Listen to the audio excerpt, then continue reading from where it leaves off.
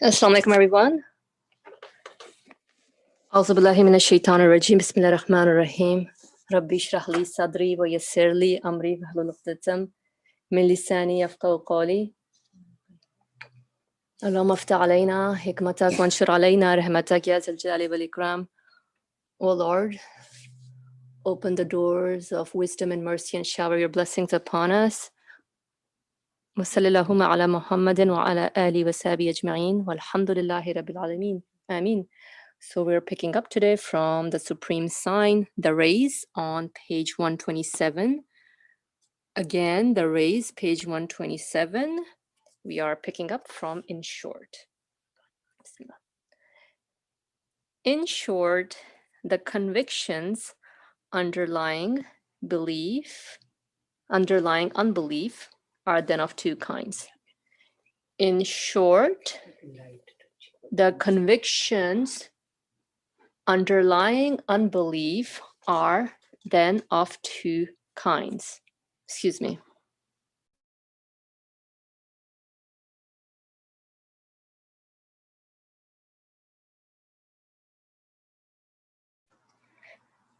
In short, the convictions underlying unbelief are then of two kinds.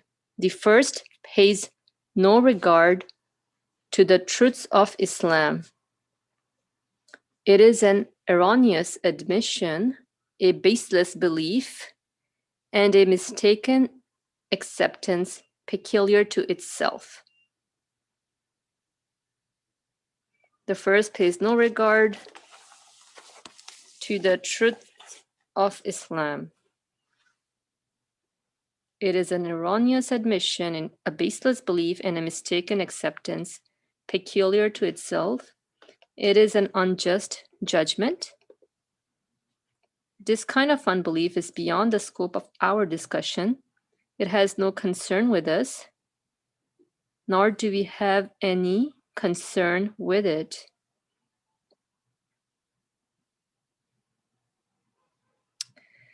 The second kind opposes the truths of belief and struggles against them. It consists in turn of two varieties. So a little brush up on what the topic was. So we're really, I think we were going over how to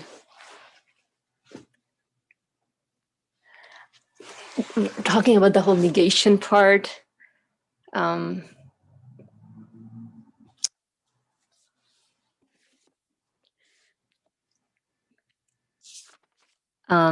Affirming belief. How do you get to affirming belief, and how it's easier to affirm rather than reject it or deny it, because rejection or denial would require more work, rather than with affirmation. It's something more easier in terms of you can go through negation in the universe, that nothing here has the power to give existence to anything. So everyone can easily confirm that. So I think we talked about affirmation being of having several aspects to it. One is personal, and one is something that is in agreement with everybody. So the La ilaha, or nothing here brings anything into existence, that is easily affirmed. And then whatever your conclusion is, that's personal to oneself. And as opposed to denial is hard, because then you'll have to prove that one atom in this universe is bringing everything else into existence. So that's going to be at least impossible to do. And that's as far as I recall. And I don't know if anyone wants to shed some light on what they took away last time, just as a little warm-up so we can totally get into the subjects. Because now the author is walking us through how unbelief are of two kinds.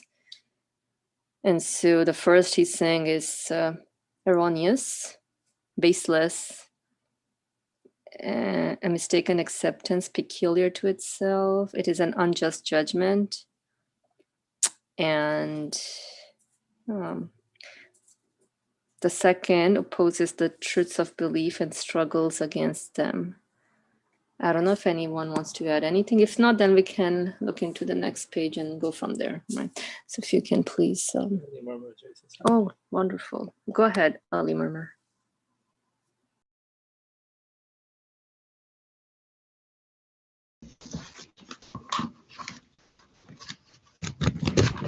Now, the following paragraphs are going to deal with very important things.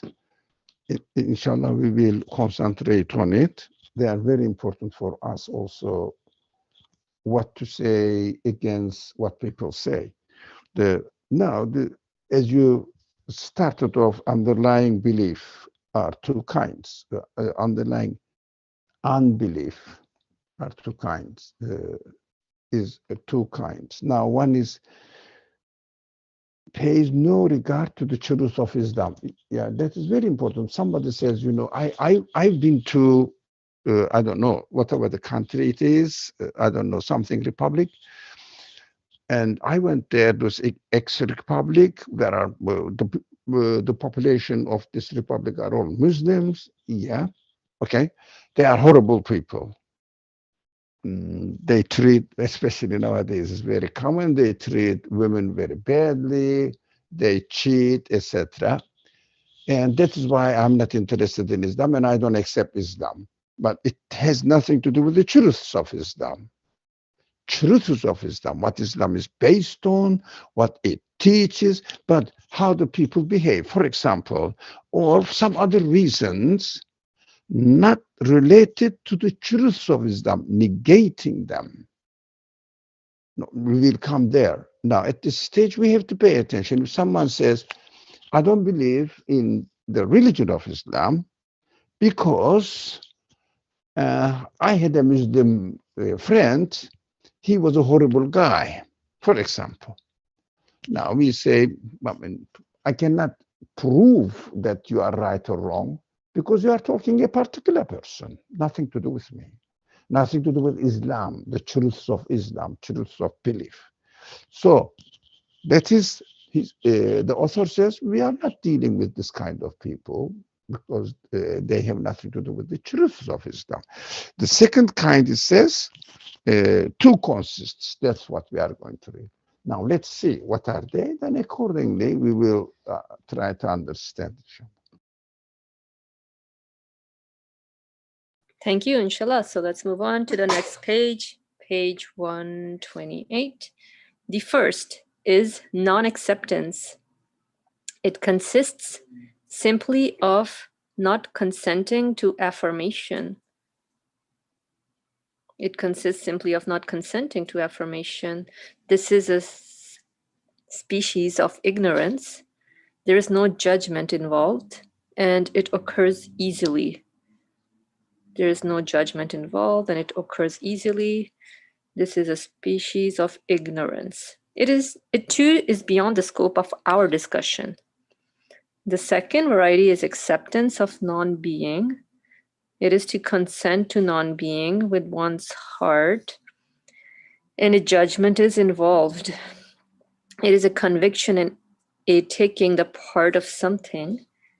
It is a conviction and a taking the part of something. It is on account of this partiality that it is obliged to affirm its negation. It is on account of this partiality that it is obliged to affirm its negation. The negation comprises two types.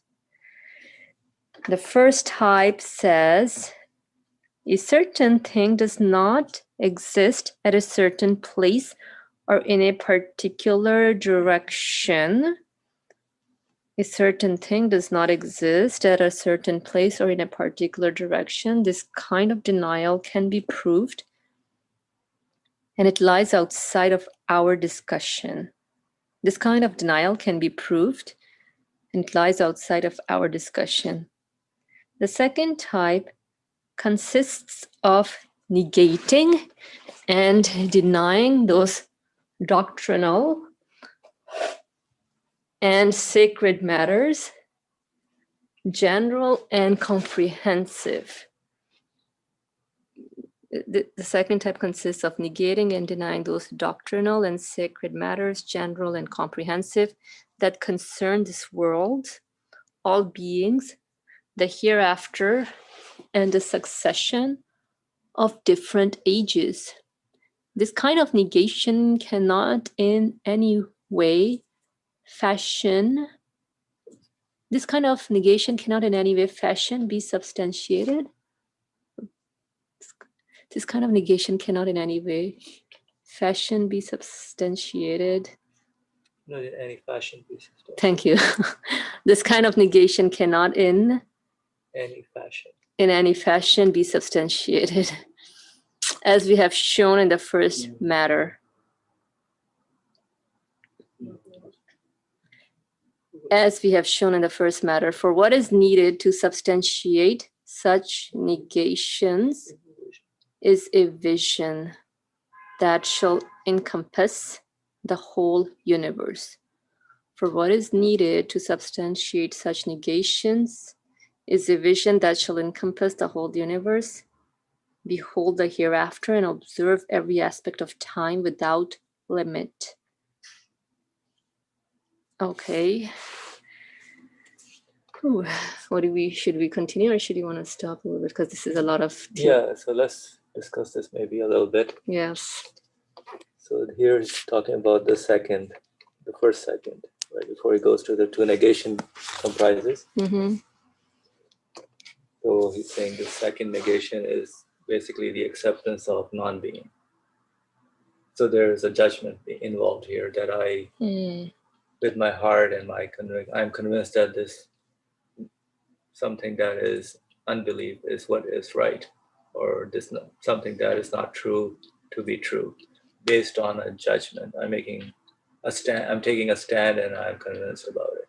Emotional thing. It's like an emotional reaction to something.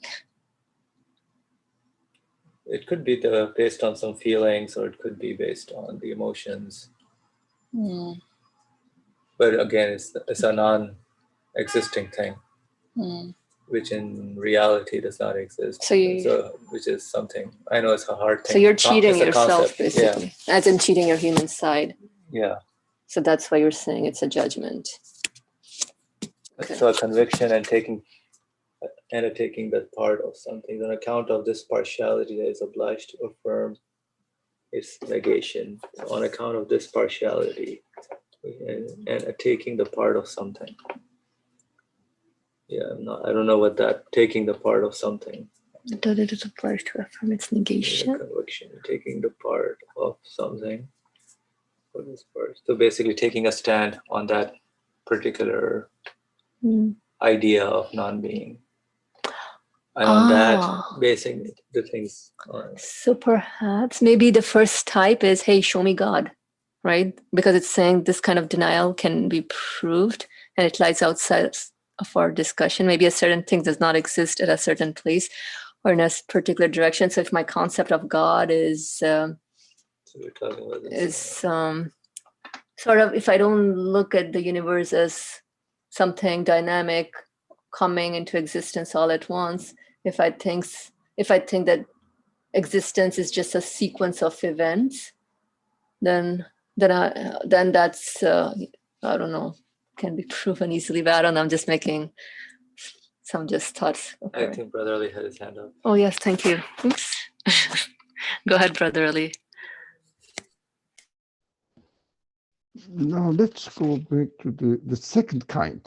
Last sentence in the previous page. The second kind opposes the truth of belief, opposes the truth of belief. The first point, it has nothing to do with the truth of belief. Now, the second one is opposes the truth of belief and struggles against it. Now, let's say this kind also two. This also has two kinds. The first one, the non-acceptance. Uh, I'm not accepting Islam. I'm not accepting God. Why? uh, and not consenting to affirmation. There is no uh, evidence in his hand. But said, I'm not accepting God. I don't believe in God. This is a species of ignorance. This is a species of ignorance. I'm not. Why don't you accept? What is the reason? I don't accept it. Okay. Now, there is no judgment involved, and it occurs easily because uh, I don't believe in God. I don't want to keep myself busy with this kind of fancy ideas. So, what is your argument based on? I'm not interested in it. Do you see what I mean? This is a kind of ignorance.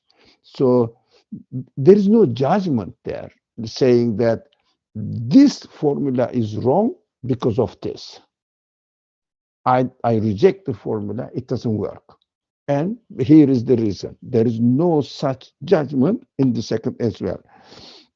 So the author goes back. This says we cannot discuss any matter with this guy as well. So leave that one as well.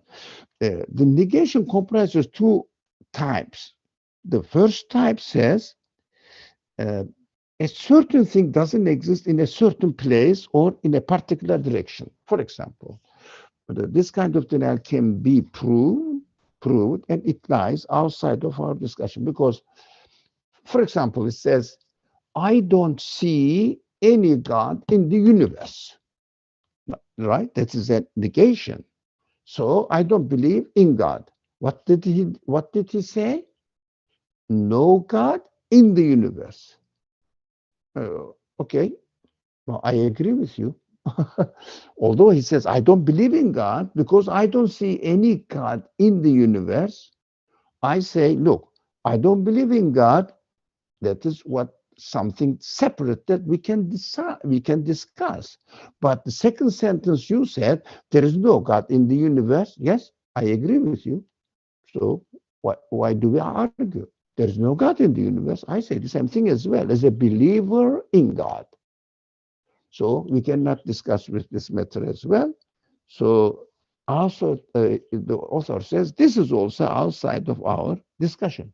For example, I don't believe in resurrection. Why? Because I never seen anyone who is resurrected, who has risen or risen, I don't know the word, risen up in the cemetery. Everybody's rotten there. What do you talk about resurrection? There is no evidence in the cemetery. So I say, yeah, I agree with you. There is no cemeteries. I believe in the hereafter and I believe in resurrection, but also I agree with you. I agree with you that there is nobody in the cemetery who has risen. That's correct. I agree with you. There is no argument. But he is not involved in whether the idea of resurrection after after the person dies and a new kind of creation is established. That's what the belief or the fundamental belief of uh, the, the religion of Islam says. There will be people, there will be a time the people, human beings, will be resurrected, not that in the cemetery. So he doesn't come into this argument. So he says, I cannot discuss anything with you as well. The second type, now doctrinal and sacred matters, denying the consists of negating and denying those doctrinal and sacred matters like belief in God, belief in the way that God speaks, and God employs prophets, etc. The sacred methods. There is resurrection. There will be another type of creation, and there must be another type of creation. Now we can discuss this, read this one carefully, and then discuss the second type, because I have to concentrate as well on the second type. Thank you. As far as I am concerned, I have done, in my mind, I have done until the second type. Okay. The second type, thank you. The second type consists of negating and denying those doctrinal and sacred matters. The second type consists of negating and denying those doctrinal and sacred matters, general and comprehensive, that concern this world, all beings, the hereafter, and the succession of different ages. So the second type consists of negating and denying those doctrinal and sacred matters, general and comprehensive, that concern this world, all beings, the hereafter, and the succession of different ages. This kind of negation cannot in any fashion be substantiated. This kind of negation cannot in any way be substantiated. As we have shown in the first matter, for what is needed to substantiate such negation is a vision that shall encompass the whole universe.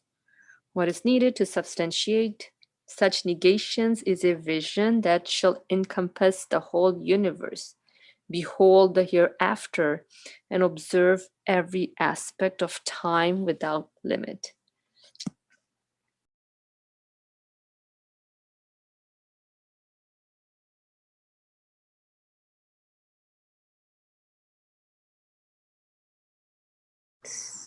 So let's see, it's interesting how in this second type is sort of covering everything what we observe, like the universe, things around in it, and continuity of existence, the hereafter. And yeah, it's interesting. Let's really try to make sense a little more. Let me know, raise your hand if you have anything to say. No, I'm just reading it and I'm trying to understand it also. So, as Brother Lee was explaining, doctrinal matters, for example, hereafter is one of those matters. And so, how do you kind of point at those things or prove that? But the negating of those matters, as I'm just reading it, it says that it cannot be substantiated, basically negating all these hereafter notion or the existence. I mean, the more universal approach of the purpose of the universe, I would say. It's a good point, actually, what you're mentioning.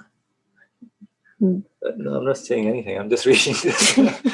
No, because it's making sense now, because now I'm looking into the latter part where the author is saying, for what is needed to substantiate such negation is a vision, as in my worldview needs to shift in order for me to substantiate. Yeah. Wait, no. So I think some example may help. Let's see. Suhail has his hand up, so let's ask Suhail. Maybe you can help us. Okay, go ahead, please. I think along the lines of what Austin was saying, going back to what he talked about in the early part of this section about denial, you can, quote unquote, just like if you define, let's say, at nighttime, there is no sun in the sky. That's the first type, in the sense that you can demonstrate, the absence or something, or demonstrate a scenario or a universe in where there's no sun in the sky. If you want to call that, denial of the existence of the sun at nighttime. That's the first type. But when you're talking about denial for belief matters, as in the second type, it's, as Asim was saying, I think it's, universal and comprehensive. It concerns the very nature of reality.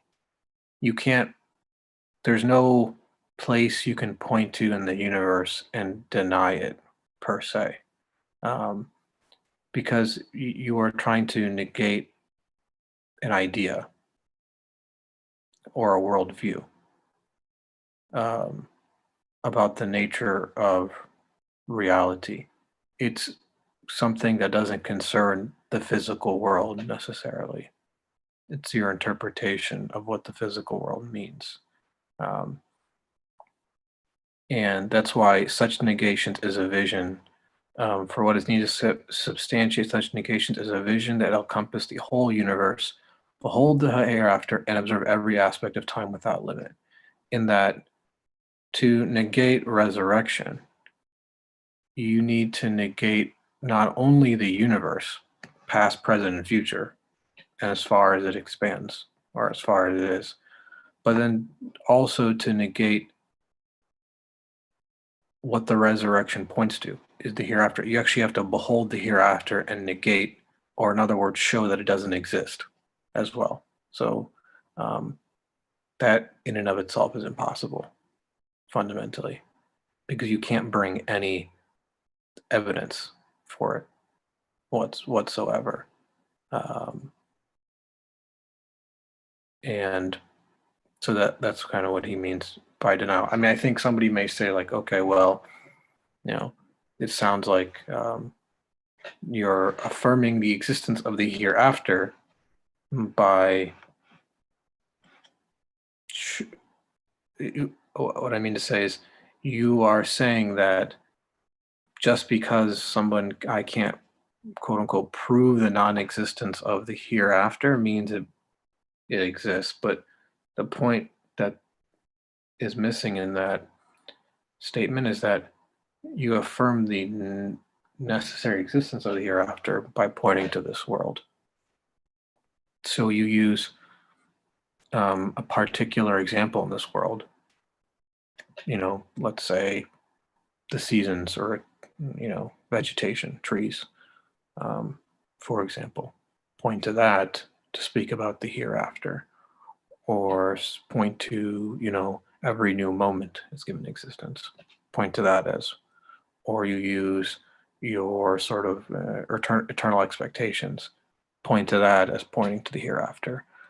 So you can use particular examples from this world, but you can never use a particular example, no matter where in the universe you look, past, present, and future, to demonstrate the non-existence of the hereafter.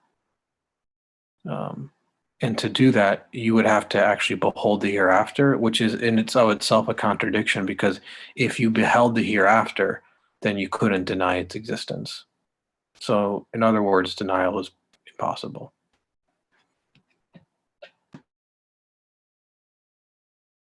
So, okay, the first part, he said that it's easy to demonstrate the absence of something. Okay, that makes sense. And then, like you talked about particular examples. So, for example, I can prove the hereafter, but like within myself personally, as far as my worldview is concerned, based on resurrection, change of season, and so on. But with the past, present, future, I don't know, you were mentioning something. I didn't catch that, but did you get something, bro? Brother Ali has okay, good. Go ahead, Brother Ali.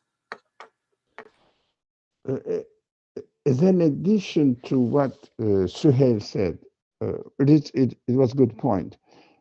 What I wanted to emphasize that the second type also, it is not possible to deny it, because it refers to as it is shown in the first in the first matter. What was the first matter? I went there, and just to recall, what was it? In my view, he says, in my view, I don't see something there. I don't accept that because it's something to do doctrinal and sacred matters. For example, in my view, I listen to my human side, use my logic, and I understand that there is no hereafter. But in my view, but this person, actually, we have to remember that the main argument of the author was, in fact, in reality, negation by its nature cannot be provable. It will continue, the text will continue to discuss this matter, but it will become more and more, inshallah, understandable. It will become clearer as we go a little bit further more. Now, if one says, well, no, I say, use your, for example, I say, use your reason. Is it possible that this order of the universe can happen by itself accidentally? He says, in my view, accidentally may. Oh, but I say, but can you prove that there is an accident in the universe? Yeah, but it happened by itself. This is what the scientists now, they say. The order has happened as a result of accidental accumulation of accidental happenings that result by chance happen to occur in the world as it is, and it is working now. How can I argue with this man? Because there is no accident, but apparently it must have accidentally happened. Can you show me the accident? No, but in the past, accidentally happenings happened. The record several, the trillions of happenings. One of them became really started working. That is continuing now. That is how they really argue. Essentially, they may not say it clearly, but essentially their idea is this. It means, according to me, this order has happened as a result of accident or accumulated sequences of trillions of accidents happen like this. So negation by definition cannot be provable, but one can argue about the sacred matters. It means matters related to belief, related to one's conviction, depending on their own personal conclusions. According to me, there is no conscious creator. Can you prove it? It seems to be the universe might have happened as a result of accident. Do you see what I mean? The argument. This type of negation may be arguable. We can argue about it and try to make sense of it, whether this personal this person's personal conviction, whether true or not, whether it makes sense to me or not. That is my case now. I have to say, is it provable? No. Can I say it is not provable? This man says that's what I have accepted. All right. I have to think of by myself now. But the matter will become even clearer in the second abyss and the means for escaping from it. These two consists of two matters, continues. At the end, I think we will come to a conclusion, or I don't know where we will go, but as we read it, it becomes it will unravel itself. I mean, step by step. I think that's why we have to study paragraph by paragraph and continues, and then see overall argument. Where the overall argument is based, we can talk about it at the very end. If we cannot do it today, next week, inshallah. Well, thank you. So what I understand is you're saying that negation is by nature is hard to prove, and pretty much whatever I can make out of the negation, it's in my view, in my opinion. Right. Do you want to add anything? Yeah, so there's that aspect about the, in my view, personal conviction. But the example that Brother Ali gave about the, let's say, the scientists, how they explain it, they say, okay, in my view, but how do you know that is the truth? For example, this particle is running by itself. And how do we make sure that that is the truth? So in the matters of belief, in this second type, the way, at least based on the comments, I think it's clarifying itself now, alhamdulillah, that so these matters which are pertaining to belief, such as the angels or hereafter, purpose of this world, so they cannot be, if they, first of all, you cannot show or demonstrate that they, to negate those things. They're, as you said, hard to negate. So you cannot negate those things. And the other thing is, to negate them requires that you have the control or understanding of, complete picture of how the whole universe operates, and everything must be the time. There should be complete control of the time, past, present, and future at once, to be able to negate such a thing. But nobody can claim to have full control or withhold or behold all these aspects of the order in the universe. Okay. That's how I would summarize it. And I see Brother Ali's hand is up. Alhamdulillah, thank you. Go ahead, Brother Ali. Maybe it may help because it seemed to be helping my understanding. There are two kinds of scientific approach as far as the existence of the universe is concerned, as far as I know. Fundamentally, of course, there are many theories out there, doesn't matter, but fundamentally. One says, yes, this universe has a beginning, but developed by chance. And by itself, and it is just acting, how do you say, error, and try and error.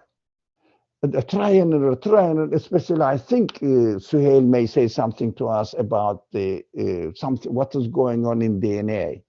And some, I don't know, some things in that they say, tries this and they tries this, and whatever, it fits the environment, then the conditions, and that option continues. The others all fail and they are disseminated.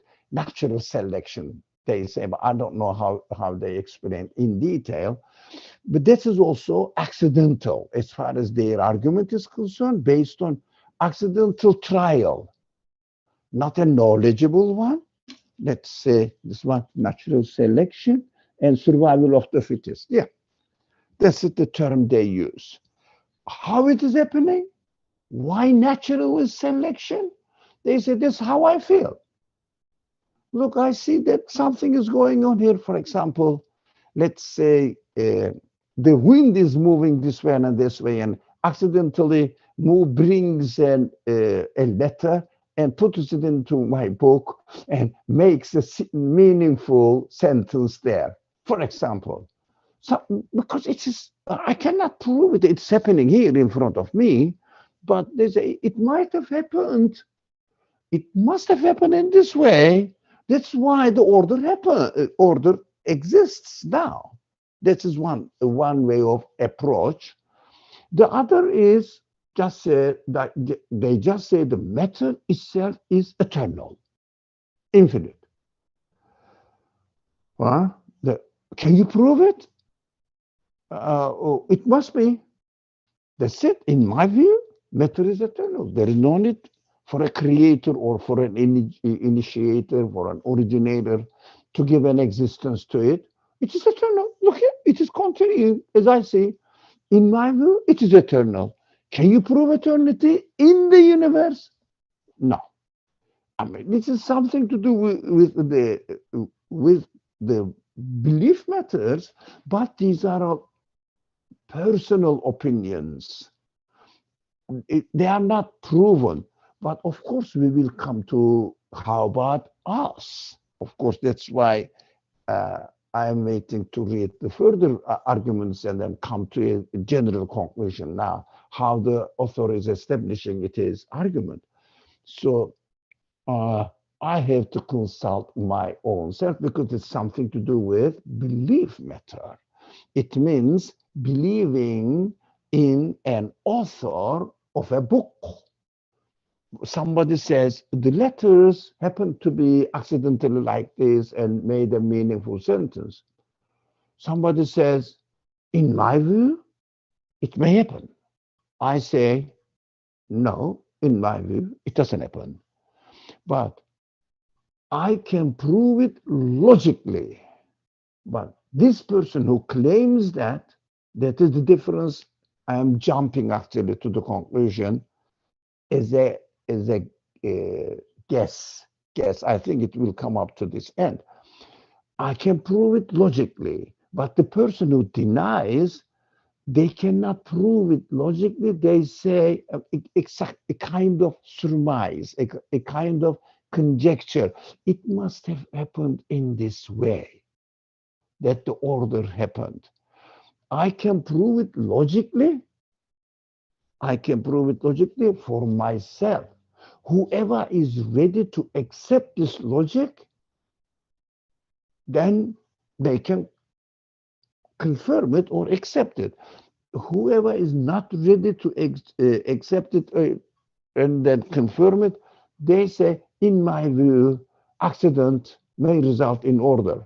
That's why the people try to prove or explain, actually, not prove, explain that order became possible as a result of chaos. It means from chaos to order, or order, that's what they use this expression, as far as I know, order out of chaos. Logically, it doesn't make sense to me. But for them, rather than logically, in fact, there is a hidden assumption there. But I'm speculating now about the text. This is my personal idea, not into understanding the text yet because we haven't read it, the following paragraphs. So logically, it doesn't make sense to me. But those people who claim that order has come into existence, no, uh, uh, yes, out of order, or, excuse me, I'm confusing the language. Order out of chaos. Now, it doesn't make sense to me, but how these people, they say, uh, it makes sense to me. I presume that they must have a prejudice about what? Excuse me. About there is no creator anyways, and we cannot deal with the creator since he or whatever it is not in the universe, which is just a storytelling by the religious people. So I have to explain this word. How can I explain this word? Yeah, I have to explain how order can come into existence within the universe. I think the jumbling of a lots of accidents, whatever fits the environment, uh, sur- uh, survival of the environment, it means survives within uh, the conditions of this world, and it is the result of natural selection. It means it is happening, The best ones are chosen. It means preferred by nature. That's how it happens. This person bound to accept this idea because he is not opening his mind to the possibility that there may be a conscious creator. Let me look at the universe, investigate it if there are some satisfactory, convincing evidence for this. So they are not looking for the evidence. By giving the chance, giving the possibility to the idea of accepting a conscious creator. He doesn't give the possibility, chance to this option. That's why he has to say, in my view, it happened as a result of natural selection. How can you explain the natural selection? Look at this happening. The things are adapting themselves to the environment. Yeah, okay, look at the polar bears. Their skin is so thick, and there is a thick fat under the skin. But if you look at the equatorial climates, the bears do not have that thick fat under their skin. So it is a natural selection, so that those ones with the less fat survive in equatorial area, and those ones with a thick layer of fat under the skin survive in equatorial, in the polar area. So I remember reading this kind of arguments before. Rather than conscious arrangement, they say this is the result of natural selection. That is what I can guess. But can you prove that it happened naturally by itself? It must be. It must be. That is what I see the result. It must be. Does it make logically sense to you? There is no other way to explain it according to them, because they blocked their mind that there is a possibility of accepting the creator. Logically being convinced, they block their logic, their mind to this option. That is how I personally understand it. Sorry, I spoke a lot. Oh, mashallah, thank you. That was very helpful. So let's move on to the second abyss. Do you want to? Okay. Oh, you want to read? No. Do you want to read? Up to you. Okay, you can go ahead. Okay, the second abyss and the means for escaping from it. This too consists of two matters. So somebody's stuck, I guess, and then we have to get out of how to get out of this. So this is also of two matters. So the first, intelligences that become narrowed by absorption in neglect of God and in sin. Sorry for the background noise. There's a concert going on outside. Intelligences that become narrowed by absorption in neglect of God and in sin, or the material realm, are unable to comprehend vast matters in respect of sublimity, grandeur, and infinity.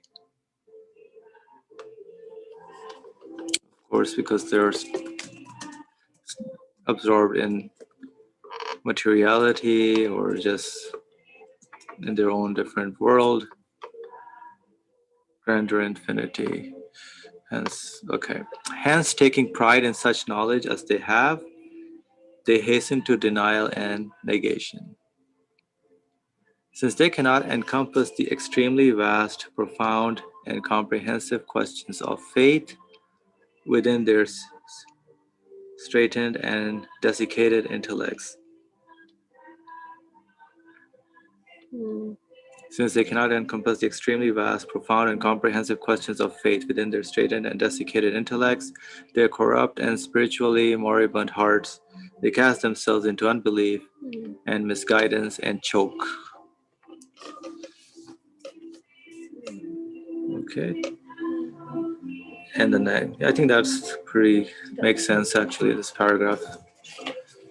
If one is, let's say, I'm looking at studying maybe the cell or the particle, and then I just get, based on the observation, I go and just say, hey, this moves here, this moves there, and just disregard any other aspect that there is a conscious will, there's something that is making that particular particle go there and there, and I just take that, ignore all that, and I just take, say, this, look what I discovered, this is something that is there, and that is what is, what stays. And of course, this, I mean, this is something very common, like we have to use the intelligence and our reasoning, our human senses, in a way not to be narrowly focused on just the superficiality or materiality of things, but to wonder and see how, going back to looking at how they are existing, what is the order, how that happens, who can be in charge of that, can the particle itself be the owner of that. But let's continue with the second one, and then we can always come back. If they were able to look at the true nature of their unbelief and the essence of their misguidance, they would see that, compared to the reasonable, suitable, and indeed necessary sublimity and grandeur that is present in belief, their unbelief conceals and contains manifold absurdity and impossibility. The Risale-i-Nur has proven this truth by hundreds of comparisons with the same finality that 2 plus 2 equals 4.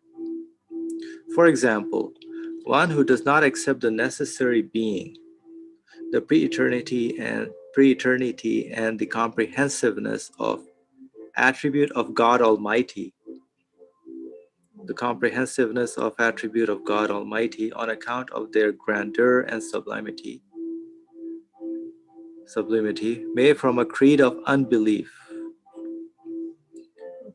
by assigning that necessary being, pre-eternity, and the attributes of Godhead to an unlimited number of beings and infinity of atoms.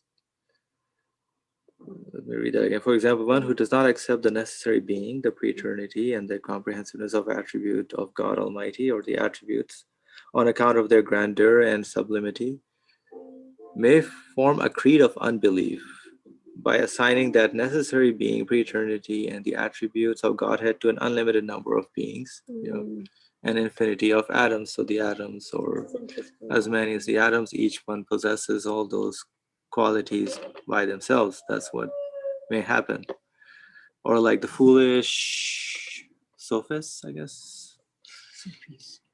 Sophist, he can abdicate his intelligence by denying and negating both his own existence and that of the universe.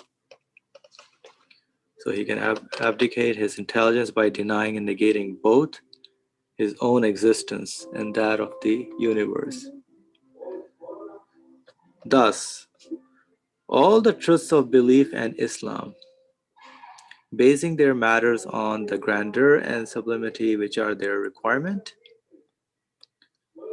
deliver themselves from the awesome absurdities, the fearsome superstitions, and the tenebrous ignorance of unbelief that confront them, and take up their place in sound hearts and straight intellects through utmost submission and assent. The constant proclamation of this grandeur and sublimity in the call to prayer, in the prayers themselves, and in most of the rites of Islam Allahu Akbar. God is most great. God is most great. God is most great. The declaration of the sacred tradition that grandeur is my shield and sublimity my cloak,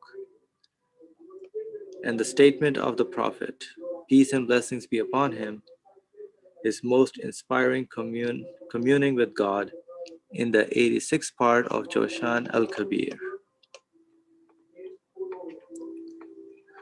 O you other than whose kingdom no kingdom exists, O you other than whose kingdom no kingdom exists, O you whose praise cannot be counted by his slaves, O you whose praise cannot be counted by his slaves.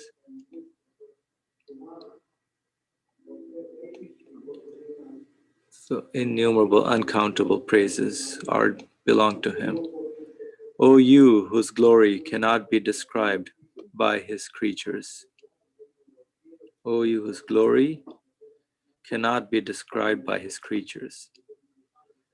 O you whose perfection lies beyond the range of all vision. O you whose perfection lies beyond the range of all vision. O you whose attributes exceed the bounds of all understanding. O you whose attributes exceed the bounds of all understanding. This is greater, Akbar. O you whose attributes exceed the bounds of all understanding. O you whose grandeur is beyond the reach of all thought. O you whose grandeur is beyond the reach of all thought. O you whose qualities man cannot fittingly describe. O you whose qualities man cannot fittingly describe. O you whose decree his slaves cannot avert. O you whose decree his slaves cannot avert. O you whose signs are manifest in everything. O you whose signs are manifest in everything. Be you glorified. There is no God other than you. Protection, protection, deliver us from the fire. All these show that grandeur and sublimity constitute a necessary veil.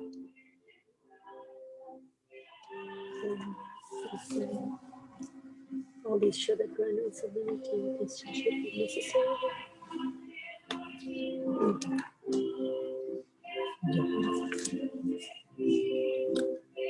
Ali Murmur has his hand up. So please, brotherly, go ahead. Now, because sacred matters, as the author says, the truths of Islam, it means matters related to belief.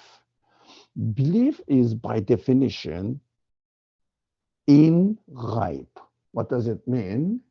In ghaib, it means I cannot physically show it in this world. I cannot physically show revelation. I cannot physically show hereafter. I cannot physically show God in this world. So it is, at the end of the day, it is, basically based on belief in ghaib. So, of course, I cannot prove God, and the person cannot prove that God doesn't exist either. So I understand this. It doesn't mean that we are equal. Because it is his personal conclusion, and this is my personal conclusion. So we are in equal terms.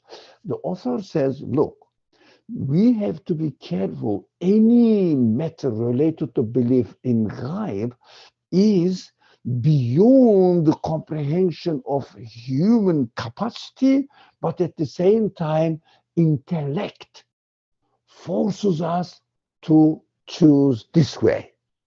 That's what I understood from the text. So to choose this way means there must be something beyond the capacity of my understanding, not within the universe. We keep saying that not of the nature of the universe. There must be something.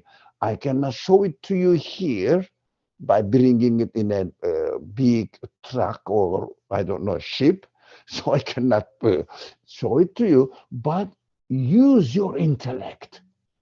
But the author said why people deny this because of the pride of knowledge, or how did they say? Because of the pride in such knowledge. Why? Because they study in the first paragraph, pride of knowledge, because they study the matter. They are seeing some things are happening there. They take pride of this knowledge that they have and base their argument on this knowledge. They say, I have to find the source of existence within the field which is my specialty, which is we are called scientific investigations. That's called nowadays. It means the universe is working, but I am trying to use this word very consciously. How they are working while they are observing, like you and me, they are observing how the things are happening, but this man, a person, blocks his intellect to the possibility that the source of actor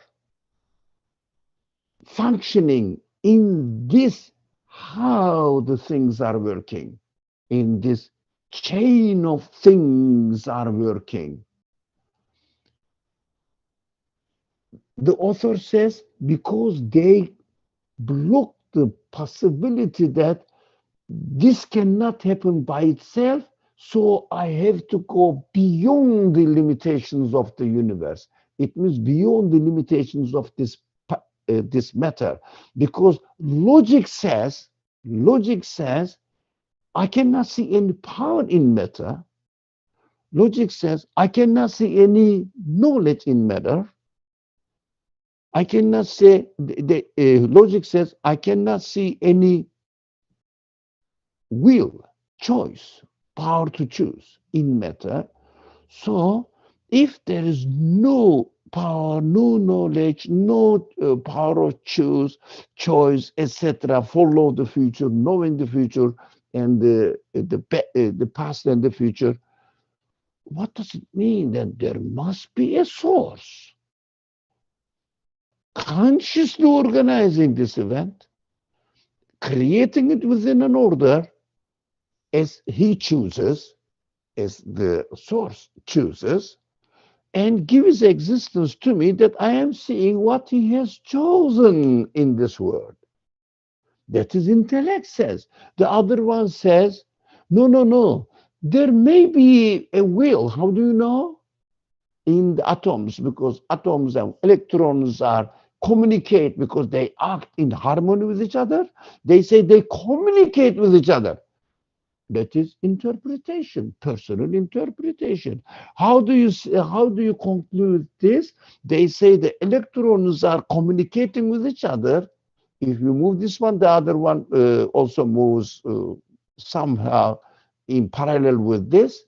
Okay, I understand that it moves that, but is the actor acting power the electron itself, or they are given existence in this way?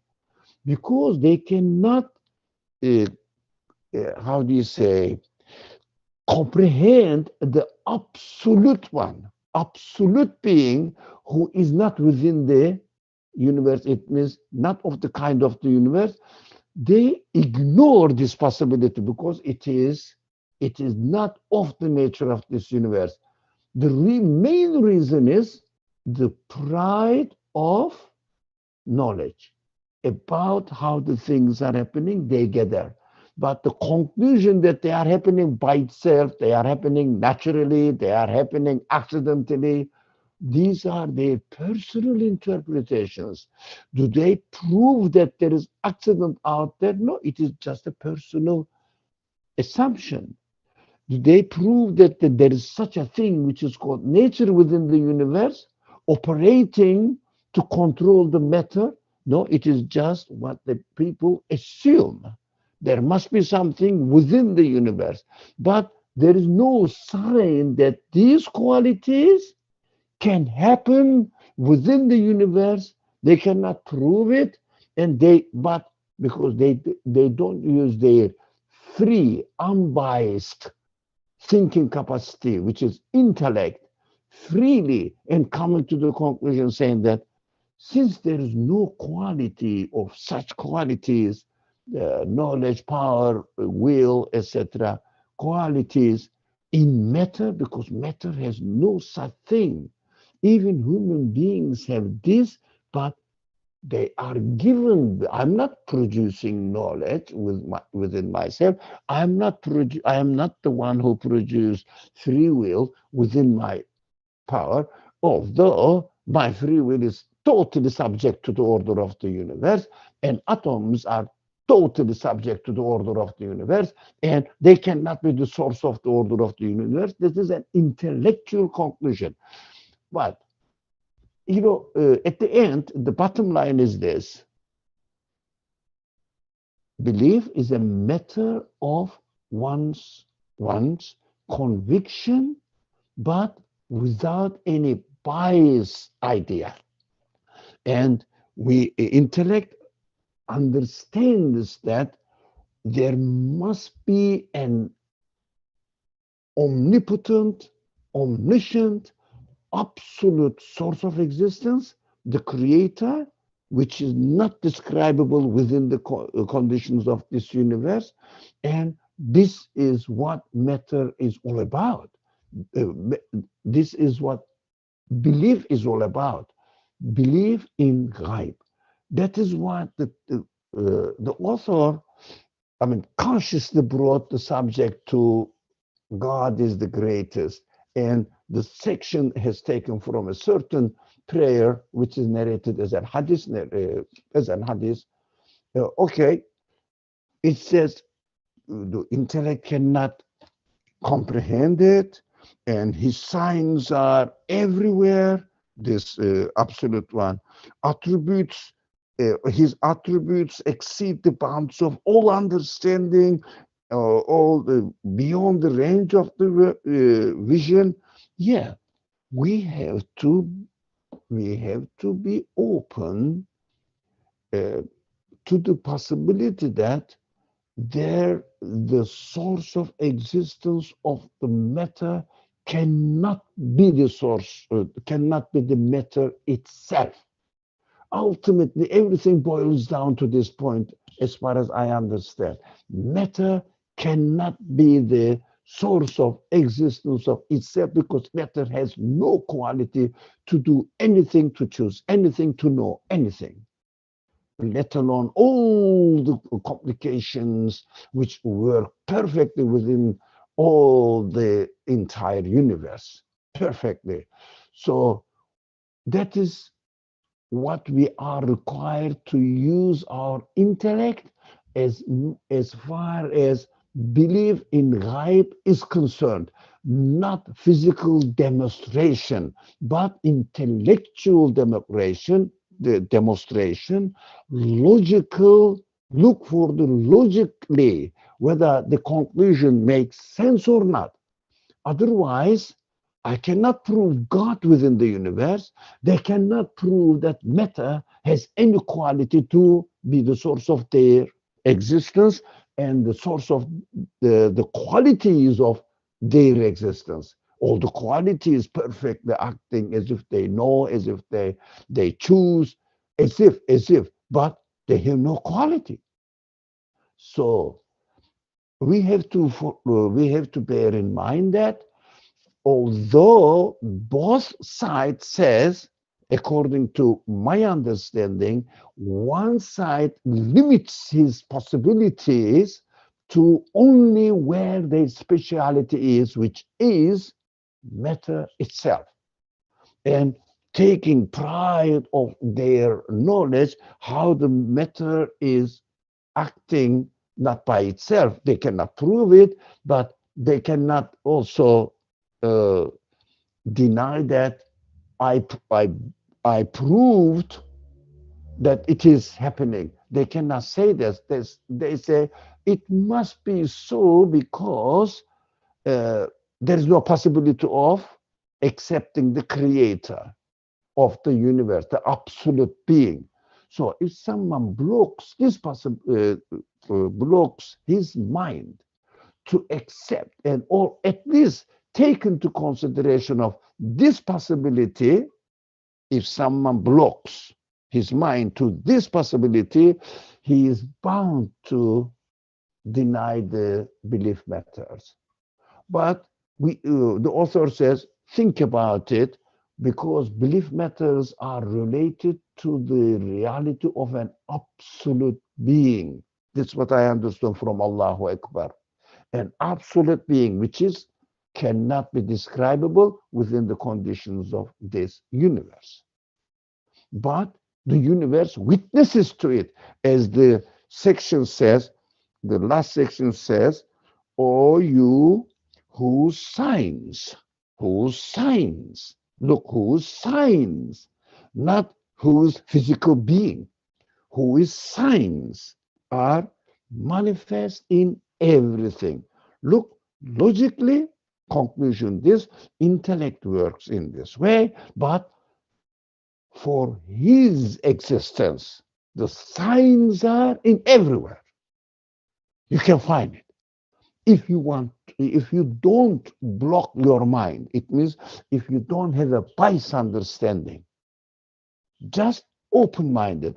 We keep saying in our discussions, if you remember that, freedom, freedom of thinking, freedom from bias approach in any direction is the first necessity of belief in the absolute being. We have to be free, and then we can see the signs there. But those people attribute the signs there to the matter itself, but they cannot prove it. But the person who believes these are the signs of the one who gave existence to the universe, who is an absolute being. So I cannot physically demonstrate it. I think this logic tells us that a person who denies God and another person who believes God not, are not on the same level or on the same scale. It is a personal conviction, the other one is a personal conviction. No, one of them is biased, the other one is free thinking man, giving the possibility there may be a creator.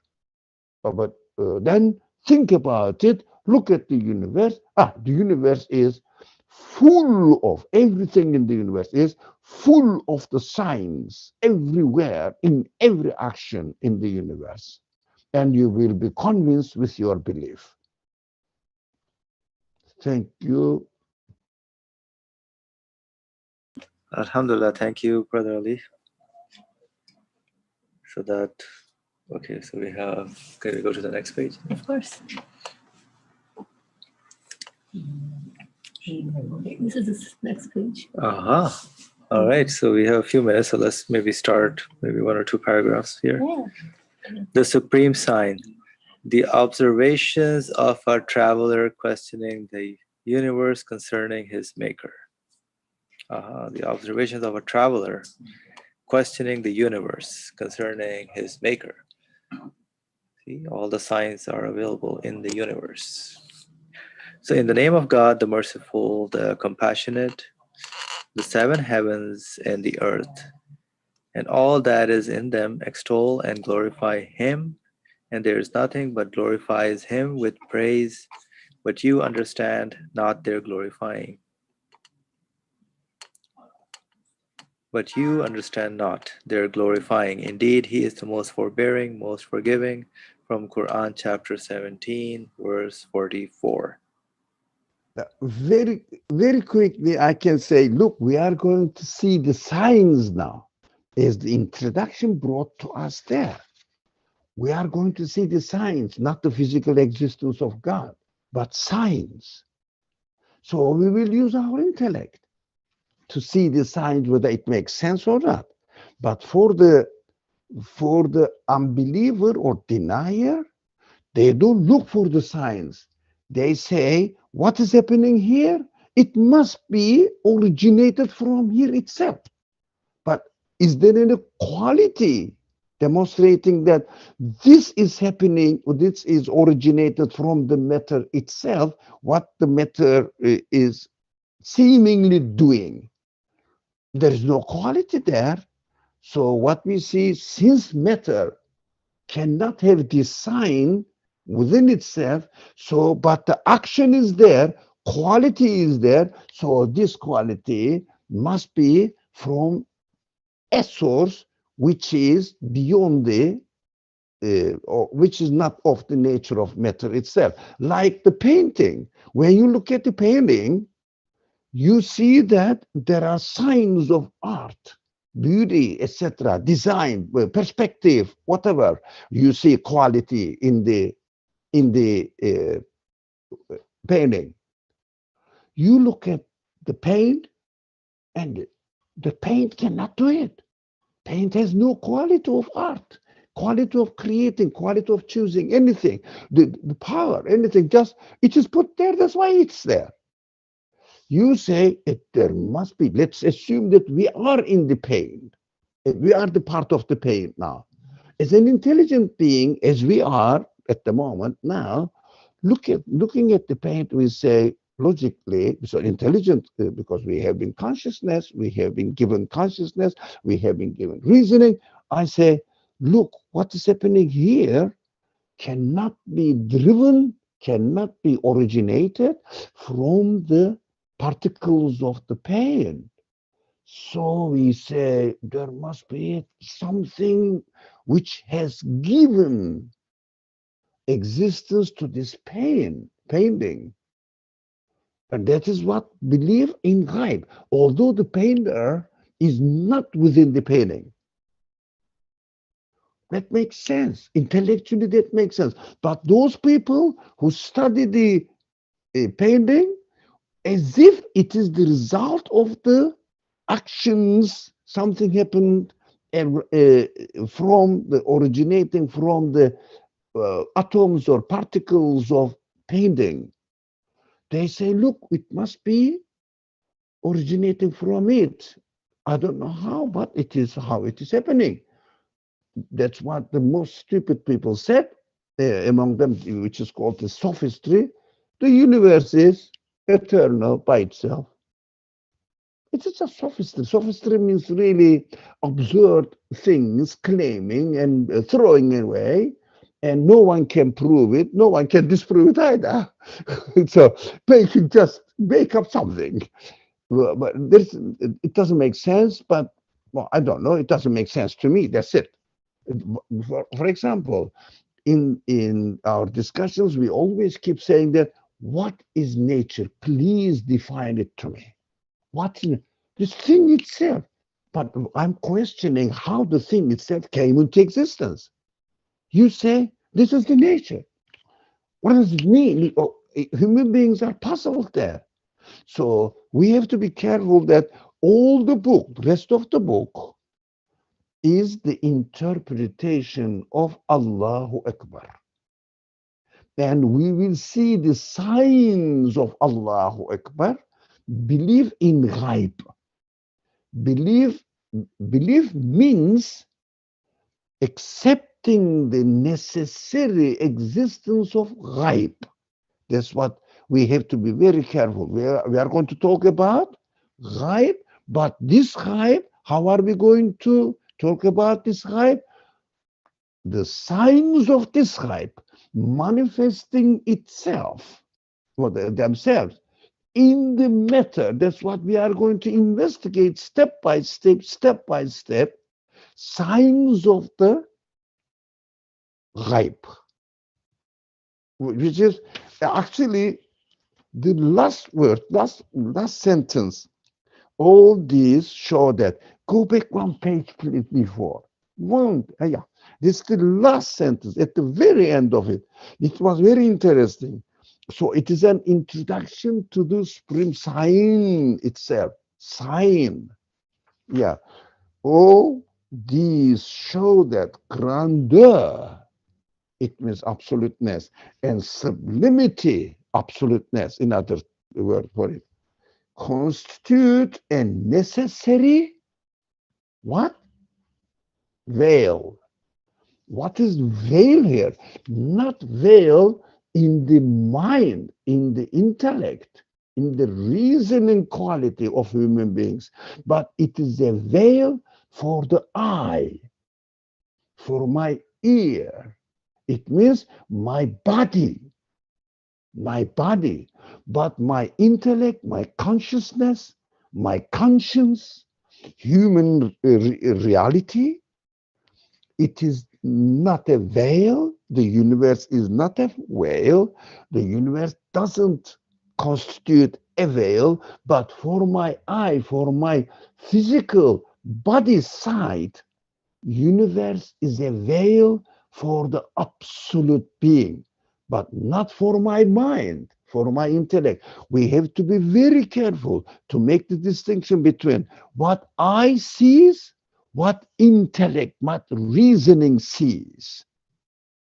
Now we are going to study now what reasoning sees.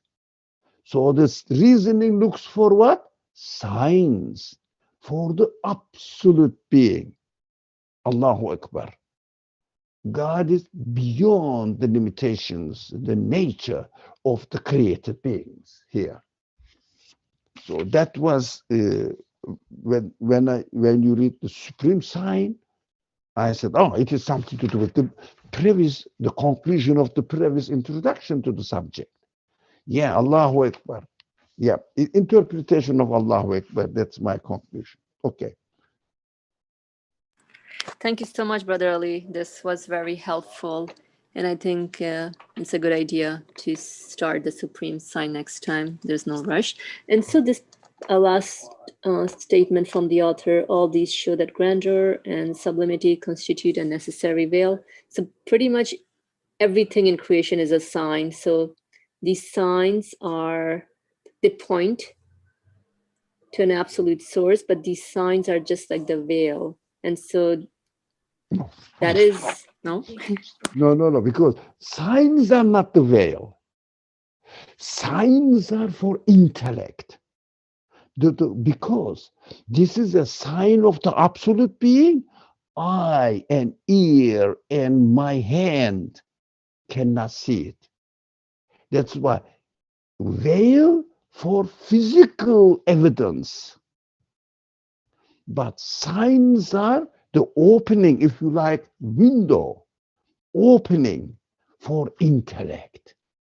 That's where we have to make the distinction. Thank you. I interrupted. I am sorry, but to make the distinction, so get our minds ready what we are going to read. Why are we reading this? Not to prove the existence of God physically. That's why most of the Muslim scholars say you cannot prove God, but you can prove the signs of God to the intellect. I think it is clear now. I am sorry. Continue. Thank you. No, this is very helpful. So now, so like you said, veil is for physical evidence and sign is something just like for the intellect, like it's an opening. And so here, grandeur and sublimity constitute a necessary veil. It's grandeur and sublimity is also, it's not a physical evidence or could be. And at the same time, when I conclude a necessarily existent one, and within that conclusion, whatever I make out of it in terms of concluding, how we were saying in one of the discussions earlier that I think it was yesterday, how just pondering or concluding one tree, it means you're concluding all the trees that are in existence. So even that's a sign, but within myself, it's not a physical evidence, but like it stems from a physical evidence. And so I don't know, I was wondering, grandeur and sublimity, does the author here mean like physical evidence? No, physical evidence about the physical existence of God in the universe. It must be physical evidence, must be within the universe. Physical existence of God, physical existence of hereafter, these are the matters that is veil for the eye. But the signs in the universe, are for intellect. They are not veiled. But the absoluteness of God